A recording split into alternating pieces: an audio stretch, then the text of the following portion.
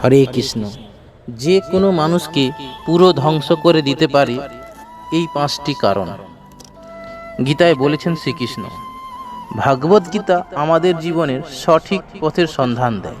ধর্ম, কর্ম ও প্রেম সম্পর্কে নানা গুরুত্বপূর্ণ উপদেশ গীতায় দিয়ে গিয়েছেন শ্রীকৃষ্ণ, যা আজও আমাদের জীবনে সমানভাবে প্রাসঙ্গিক। যে কোনো মানুষকে ধ্বংসের পেছনে গীতার এই পাঁচটি প্রধান কারণ বলে গিয়েছেন ভগবান শ্রীকৃষ্ণ। শ্রীকৃষ্ণের মুখনিসৃত শ্রীমদ্ ভাগবত গীতায় আমরা ধর্ম, কর্ম ও প্রেম সম্পর্কে জীবনের নানা গুরুত্বপূর্ণ উপদেশ পাই। গীতার বাণী যে কোনো সময়ে যে কোনো অবস্থায় মানুষের জন্য অত্যন্ত উপকারী।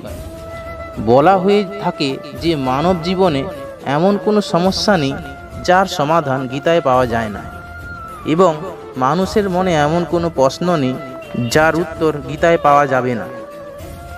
হাজার হাজার বছর কেটে গেলেও গীতা আজও আমাদের জন্য সমান উপযোগী। মহাভারতে কুরুক্ষেত্রের যুদ্ধ শুরুর ঠিক আগে অর্জুন যুদ্ধ থেকে অব্যাহতি চেয়ে নিজের অস্ত্র নামিয়ে রাখেন। তিনি আপনজনদের উপর অস্ত্র চালনা করতে পারবেন না বলে জানিয়ে দেন। সেই সময় তাকে গীতার বাণী শোনান শ্রীকৃষ্ণ।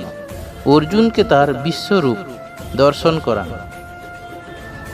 নিজের কর্ম, ধর্ম সম্পর্কে অর্জুনকে সচেতন করে তোলেন তিনি। গীতায় মানুষকে সঠিকভাবে বাঁচার পথ দেখায়। গীতার দর্শন যিনি সঠিকভাবে পালন করতে পারেন তিনি জীবনে কখনো হতাশ হবেন না।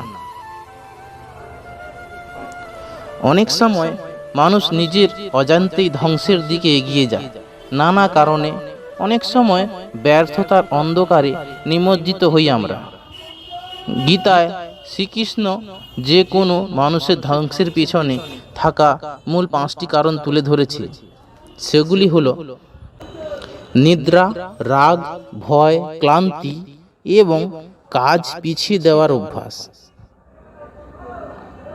শ্রীকৃষ্ণ গীতায় বলেছেন, শুধুমাত্র অর্থ কোনো মানুষকে ধনী করতে পারে না। যার চিন্তাভাবনা সঠিক, ব্যবহার সুমধুর এবং মানসিকতা সুন্দর, সেই ব্যক্তি প্রকৃত ধনী। শ্রীকৃষ্ণ গীতায় বলেছেন যে কোনো পরিস্থিতিতেই কখনো মানুষকে হতাশ হওয়া উচিত নয়। আমরা যতক্ষণ না সঠিকভাবে চিন্তাভাবনা করতে পারবো ততক্ষণ আমাদের ভালো সময় আসবে না।